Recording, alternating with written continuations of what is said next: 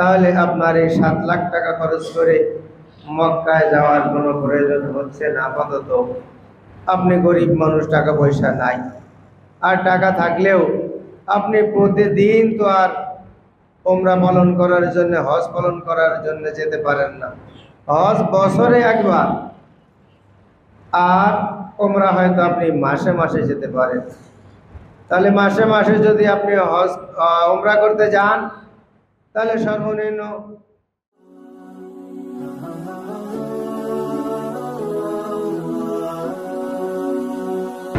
বাংলাদেশের 18 কোটি জনগণ, শুধু তাই নয়, সারা বিশ্বের যত মুসলিম আছে, নরনারী আছে, তারা সবাই মিলে যদি অনেক অনেক আন্তরিকতার সঙ্গে ঈদুল আজহার সালাত আদায় করে, টাইম মতো আদায় করে, টাইম মতো মসজিদে চলে আসে, তারপরও এটা ফরজের ধারে কাছেও যেতে পারবে না, এটাই ঠিক। এর নাম ফরজ সালাত। বাংলাদেশের 18 কোটি জনগণ, এর মধ্যে যারা মুসলিম আছে তারা সবাই সম্মিলিতভাবে আনুগত্যের সাথে সময় মতো ঈদগাহে গিয়ে সালাত আদায় করলেও এই সালাত ফরজ সালাতের ধারে কাছে যেতে পারবে না, এটাই ঠিক। এর নাম ফরজ সালাত। যে সালাত আল্লাহ রাব্বুল আলামিনের পক্ষ থেকে ফরজ করা হয়েছে।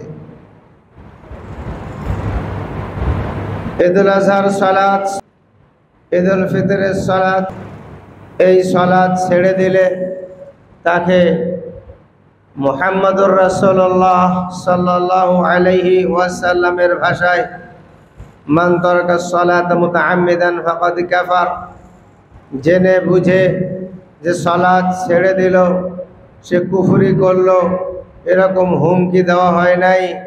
ঈদুল আজহার সালাত ছেড়ে দিলেও, ঈদুল ফিতরের সালাত ছেড়ে দিলেও, কিন্তু বাকি আর যে 5 ওয়াক্তের সালাত, এটা যদি সময় মতো, টাইম মতো, গুরুত্ব সহকারে, আন্তরিকতার সঙ্গে, ইমানের সঙ্গে, ইতিকাদের সঙ্গে, বিশ্বাসের সঙ্গে যদি আদায় না করে, তাহলে তাকে কুফরি ফতোয়া দেওয়া হয়ে গেছে মুহাম্মদুর রাসূলুল্লাহ সাল্লাল্লাহু আলাইহি ওয়াসাল্লামের ভাষায়। বিধায় ফরজ সালাত, ফরজ সালাতই যেটা আল্লাহর পক্ষ থেকে ফরজ করা হয়েছে, সেই ধারাবাহিকতায় আজকের এই জুমার সালাত কিন্তু ফরজ।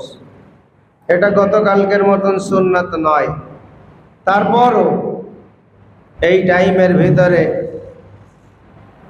আমরা মাত্র কয়েকজন নামাজি মুসল্লি মসজিদে আসতে পেরেছি, বাকিদের এখনো খবর হয় নাই। আজকের কি জুমার দিন, এটা হয়তো তাদের বোধগম্য নয়, জানাও নাই, কিন্তু যেহেতু মাইকে হয়তো খুতবা দেওয়া হচ্ছে, হয়তো কিছুক্ষণের মধ্যেই তাদের মনে সাড়া জাগবে, ও আজকে তো জুমার দিন, মসজিদে তো যেতে হবে।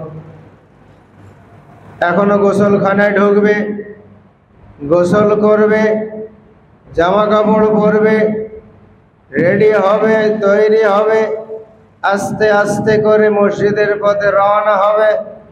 তার মধ্যে দেখা যাবে যে খুতবার আর মাত্র 5 মিনিট বাকি আছে। এরপরও কিন্তু আমরা নিজেদেরকে পাক্কা মুসলিম, এরপরও আমরা নিজেদেরকে পাক্কা মুমিন, এরপরও আমরা নিজেদেরকে পাক্কা মুত্তাকি বলে দাবি করতে একটুও কুণ্ঠিত বোধ করি না। দুঃখের বিষয়, আজকের মুসলিম নামাজের পক্ষে সচেতন নয়। নামাজ পড়তে হয় তাই পড়ে, কবুল হবে কিনা এটা আল্লাহ জানে। মসজিদে আসতে হয়, মুসলিম হিসাবে তাই আসে, কিন্তু সালাত আল্লাহর দরবারে কবুল হবে কিনা এটা আল্লাহ রাব্বুল আলামিনই জানেন। তো যাই হোক, সব কথার শেষ কথা, মুহাম্মদুর রাসূলুল্লাহ সাল্লাল্লাহু আলাইহি ওয়াসাল্লামের ভাষায় যে ব্যক্তি জেনে বুঝে ফরজ সালাত ত্যাগ করলো সে কুফরি করলো,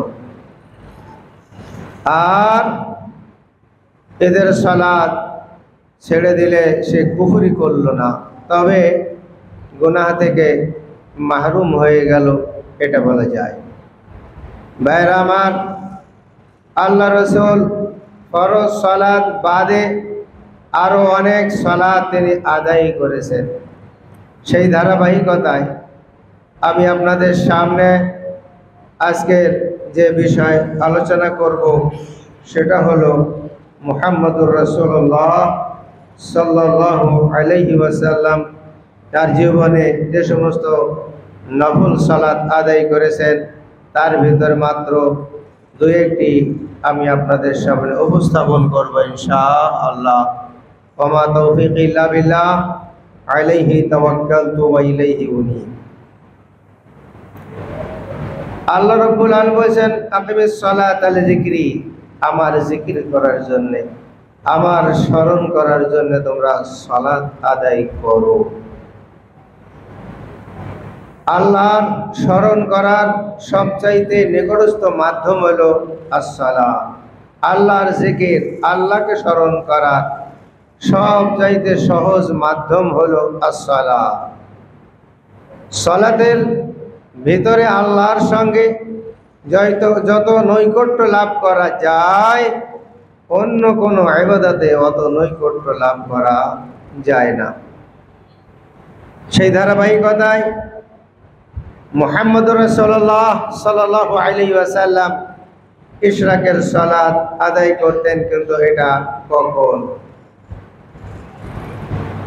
ইশরাকের সালাত সূর্য উদিত হওয়ার পর, হয়তো 1 বর্ষা বা 1 মিটার, সেই ধারাবাহিকতায় সূর্য ওঠার পরে 15 মিনিটের ভেতরে এই সালাতের অক্তটা হয়ে যায়।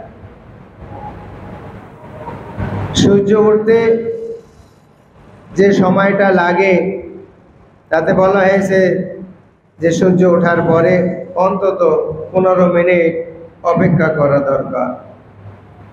এই সালাত যদি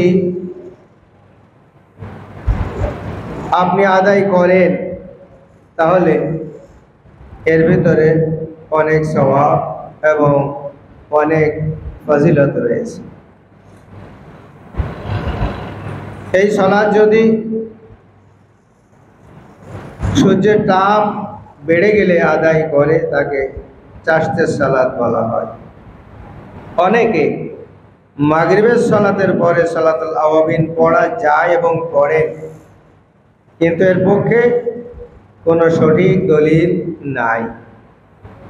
এ ব্যাপারে যে হাদিস বর্ণনা করা হয়েছে সেটা যায়িফ এবং জাল হাদিস। সালাতুল আওয়াবিন হিনা তারমাদুল ফিসাল, আওয়াবিনের সালাতের সময় সূর্যের তাপ যখন এমন হয়ে যায় যে মাটি গরম হয়ে যায়, তখন এই সালাতের টাইমটা হয়ে যায়। মুসলিম শরীফ। অতএব চাশতের সালাত হলো আওয়াবিনের সালাত, চাশতের সালাতই হলো আওয়াবিনের সালাত। ইশরাকের সালাত কত রাকাত? ইশরাকের সালাত কত রাকাত? তাহলে আমরা বুঝলাম যে ইশরাকের সালাত কখন পড়তে হবে? সূর্য ভালোভাবে উদিত হওয়ার পরে এই সালাত আদায় করতে হবে। ইশরাকের সালাত কত রাকাত পড়বে? সর্বনিম্ন 2 রাকাত। সর্বনিম্নে 2 রাকাত সালাত আদায় করা যায়, তিরমিজির 586 নম্বর হাদিস। এবং সর্বশেষ কত রাকাত তার সংখ্যা তেমন ভাবে পাওয়া যায় না। তবে আপনি 2 রাকাত করে যতটুকু ইচ্ছা যতটুকু পড়তে আপনার ভালো লাগে মোটামুটি আপনি পড়তে পারেন। এটা হলো ইশরাকের সালাত। ইশরাকের সালাতের ফজিলত কি? আমরা সবসময় ফায়দা দেখি, ফায়দা যদি বেশি হয় তাহলে আমরা সেটা আদায় করতে মোটামুটি পারি বা আদায় করি। ইশরাকের সালাতের ফজিলত, ফজরের সালাত শেষ হলে সূর্য ওঠা পর্যন্ত যে ব্যক্তি মসজিদে বসে বসে জিকির আজকার করবে, কোরআন তেলাওয়াত করবে, অন্য অন্য তাসবিহ তাহলিল করবে, এরপরে সালাত আদায় করবে, আল্লাহ রাসূল বলছেন সেজন্য একটি পূর্ণ হজের সওয়াব পাইল এবং একটি পূর্ণ উমরার নেকি পেয়ে গেল। সুবহানাল্লাহ বিহামদিহি। বর্তমানে এখন হজ করতে গেলে কম বেশি প্রায় 7 লাখের কাছাকাছি কম বেশি টাকা লেগে যাচ্ছে। আপনি 2 রাকাত ইশরাকের সালাত যদি আদায় করেন তাহলে আপনার এই 7 লাখ টাকা খরচ করে মক্কায় যাওয়ার কোনো প্রয়োজন হচ্ছে না। আপাতত আপনি গরিব মানুষ, টাকা পয়সা নাই, আর টাকা থাকলেও আপনি প্রতিদিন তো আর উমরা পালন করার জন্য, হজ পালন করার জন্য যেতে পারেন না। হজ বছরে একবার, আর উমরা হয়তো আপনি মাসে মাসে যেতে পারেন। তাহলে মাসে মাসে যদি আপনি হজ উমরা করতে যান তাহলে সর্বনিম্ন 3 লাখ টাকা আপনার খরচ হবে। এই 3 লাখ টাকা খরচ না করে, যেহেতু আপনার দ্বারা প্রতিদিন মক্কায় গিয়ে হজ করা সম্ভব না, কিন্তু আপনি প্রতিদিন ইশরাকের সালাত আপনি মসজিদে আদায় করতে পারেন।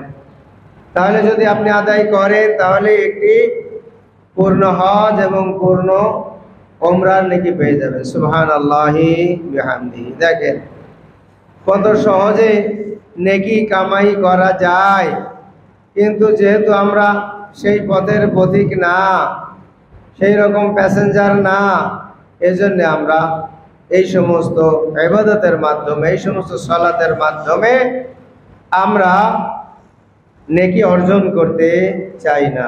তো ভাইরা আমার, এটা তিরমিজির হাদিস 586 নম্বর হাদিস। তাহলে আমরা এখানে বুঝলাম ইশরাকের 2 রাকাত সালাত কমপক্ষে আদায় করলেও একজন ব্যক্তির প্রতিদিন একটা পূর্ণ হজের নেকি, একটা পূর্ণ উমরার নেকি পেয়ে যাবেন ইনশাআল্লাহ।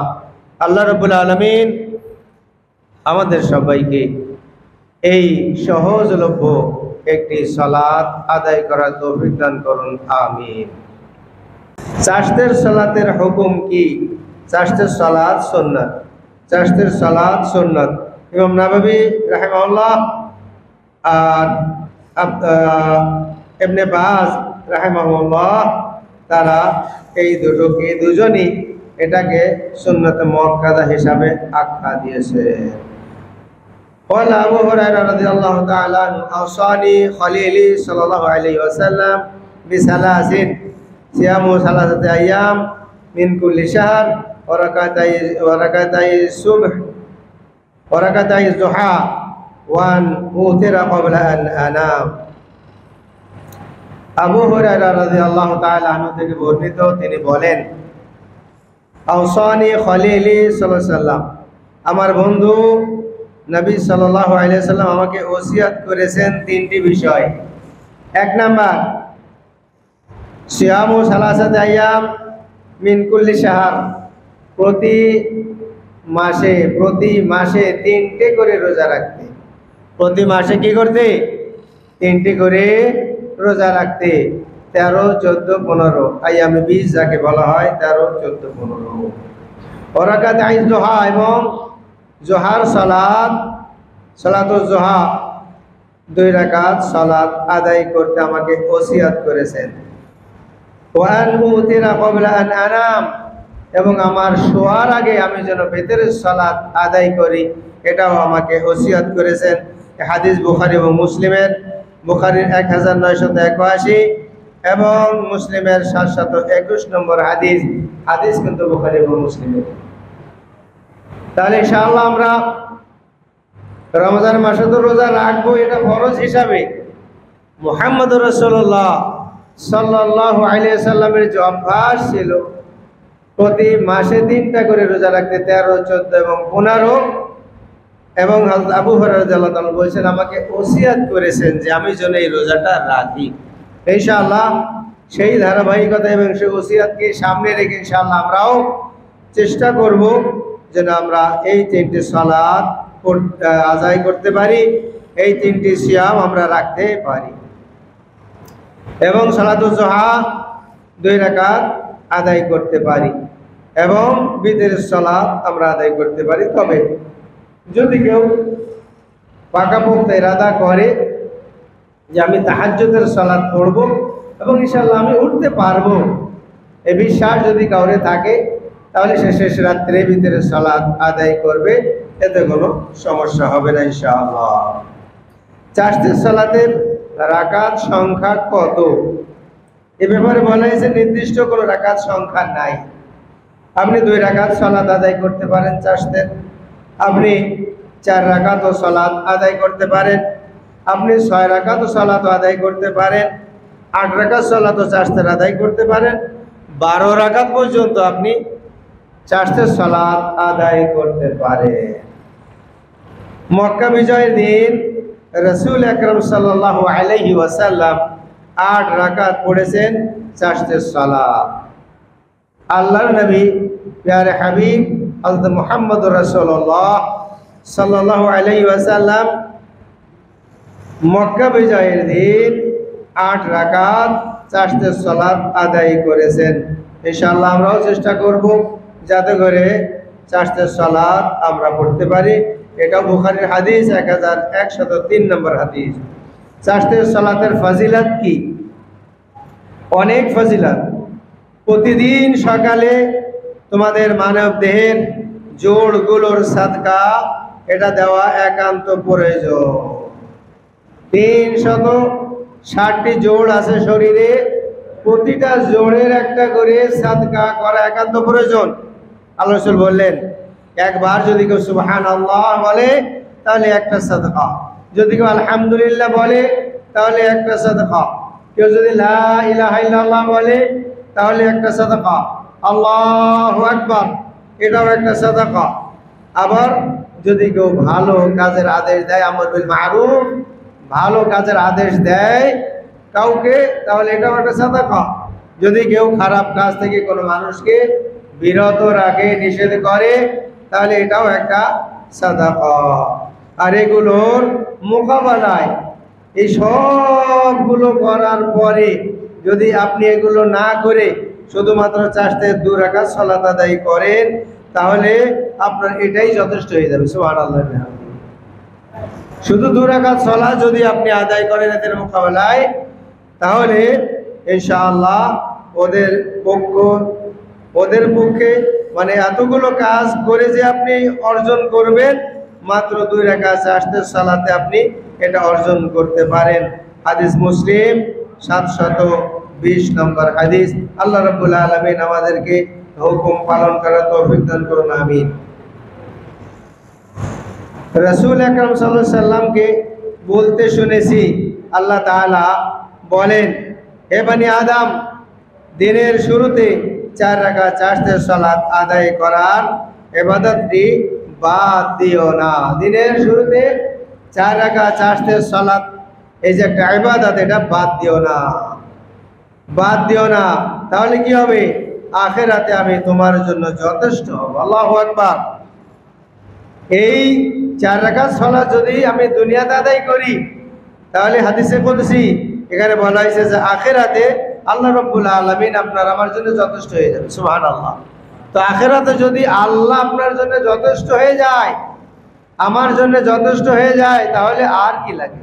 তো আল্লাহ রাব্বুল আলামিন এই সহজ একটা কাজ যে আমরা 4 রাকাত সালাত যেন আমরা আদায় করতে পারি, আল্লাহ রাব্বুল আলামিন আমাদের তৌফিক দান করুন, আমিন। হাদিস আবু দাউদের 1289, তিরমিজি 475 নম্বর হাদিস। তো যাই হোক, এতক্ষণ আমরা সালাতুল আওয়াবিন এবং চাষতের সালাতের আনুষঙ্গিক কিছু আলোচনা শুনলাম। আল্লাহ রাব্বুল আলামিন আমাদেরকে আমল করার তৌফিক দান করুন, আমিন। এখন আছে সফরের সালাত। আল্লাহ রাসূল সফরে গেছেন, সেখানে সালাত কিভাবে আদায় করেন। সফরকালে বাড়িতেই জোহরের সালাত, আসরের সালাত একসঙ্গে পড়ে বাহির হওয়া যায়। আপনি সফরে বাহির হইবেন, সফরে বাহির হওয়ার সময় আপনি যেহেতু বাড়িতেই আছেন, আপনার ধারণা যে আমি জোহরের আগেই বাহির হইতেছি, জোহরের টাইম হয়ে গেছে, এখন আমি অতিক্রম করব এত দূরে যে আমি সেখানে গিয়ে আসরের সালাত আমি টাইম মতো পাবো না, হয়তো কাজা হয়ে যাবে। তাহলে এখন আপনার কাজ কি? বাড়িতেই, যেহেতু জোহরের সালাতের টাইম হয়ে গেছে, আপনি বাড়িতেই 4 রাকাত জোহরের সালাত আদায় করে নেন। আপনি বাড়িতেই 4 রাকাত আসরের সালাত আদায় করে নেন, যেহেতু আপনি সফরের উদ্দেশ্যে, সফরের নিয়তে এখন বাইর হচ্ছেন। আল্লাহু আকবার। দেখেন ধর্ম কত সহজ। আর দিন ইসরুন, ধর্ম অনেক সহজ, কিন্তু আমরা পালন করি না, যে কারণে আমাদের জন্য এটা অনেক কঠিন বলে মনে হয়। কি বলা হচ্ছে এখানে? সফরকালে আপনি বাড়িতেই 2 ওয়াক্তের সালাত একসঙ্গে পড়ে নিতে পারেন, কোনো সমস্যা নাই। আপনি জোহরের 4 রাকাত পড়েন, আসরের 4 রাকাত সালাত ফরজ যেটা সেটা আদায় করে আপনি বাইর হন।